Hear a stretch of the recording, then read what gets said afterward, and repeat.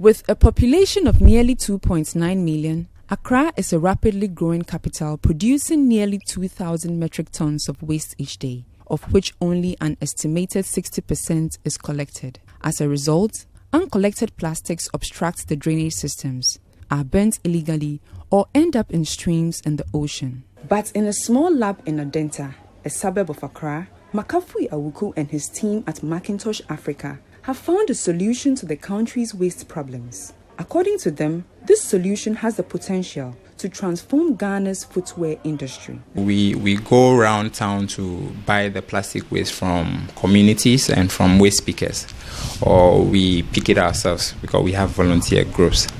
So we buy the waste from people, and then we send the waste to the recycling hub of Ghana. It's at Cable and Wireless in Dakuman. That's where all the heavy recycling work is happening in the country, but a lot of people don't even know about it. So we send the waste there. The waste is crushed into small pieces. Then it's transported back to our facility here in Adenta, where it is sanitized with rubbing alcohol. Then it is dried. Then it is turned into a leather-like material through a process that I innovated over the last 8 months. Then this material becomes the raw material for the production of the sandals and then also the production of the bags that we make. So the material goes to the shoemaker. The soles are sourced from Makola or from Kumasi. The shoemaker finishes the production. It comes back to a facility for labeling, packing, and then it goes to our shop. Though recycling requires resources and other things to keep it running, how viable is it for Macintosh Africa? So recycling is not that cheap.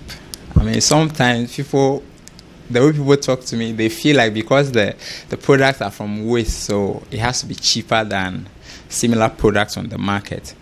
But then the waste management value chain, the chain is a very complicated one, which means that the profit margins are very small.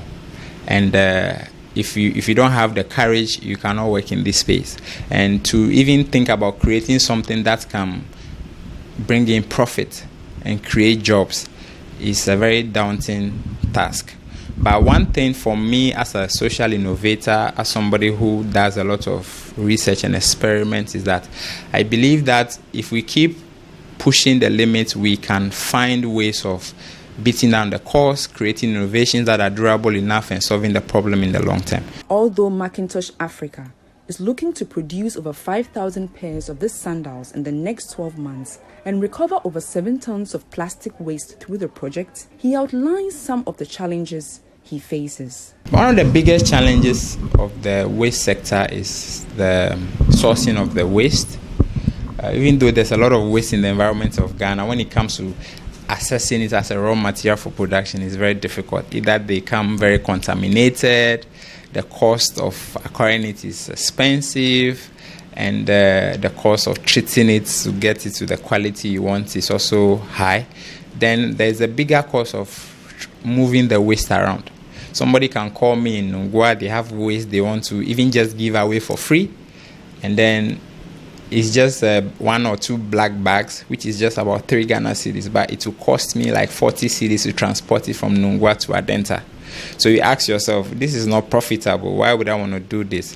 So the sourcing is a challenge. Then also funding is a big challenge. Finding funds to invest in business in our part of the world for some funny reason is a bit difficult. You have to be very creative. You have to look globally to be able to get the support you need. Then also the challenge of being able to assess the enabling environment to be able to push the business and the project to work. The waste sector is not very developed on the sustainability side. It's more of the traditional waste management where they collect the waste and go and dump it on some landfill sites. So for those of us who are innovating the future from waste, it's like we have to push to get everything sorted out because there are a lot of things that are not there. Then also there's the taxing aspect of it. We are expecting that for those of us in this space where we are helping solve a big social problem, there should be some tax waivers, there should be some funding opportunities from government. For Mr. Wuku, until the challenges are addressed by authorities, the dream of effectively handling plastic waste will remain a mirage.